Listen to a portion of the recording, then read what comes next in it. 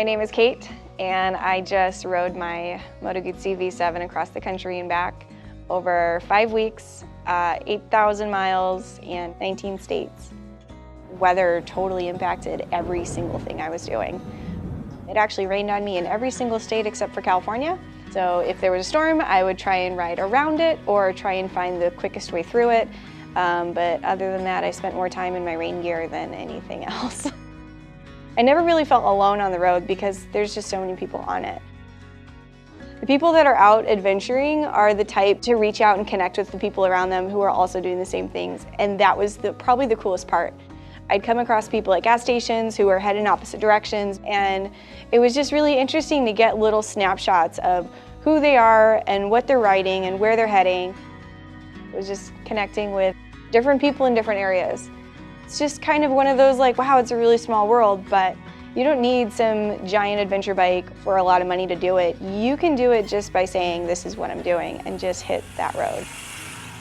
What you get back is so much more than just like, I don't know, dreaming about it. Like it's a very personal thing, but at the same time, it's something you can share with others.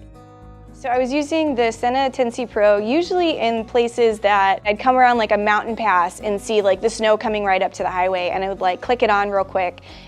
So to be able to do that and still have my music and be able to do all of the regular things with the Sena, like that made such a huge difference because then I get to show people. Recording. I almost just hit a bear. Oh my God. So it's still raining. Woo! Survived the rain, made it to Milwaukee. I feel like 1,000 pounds just got lifted off my shoulders and all I have to do is ride. This has opened up the whole world of, you know, I can go anywhere I want, I can do anything I want. All I have to do is say, this is where I'm going, and then go.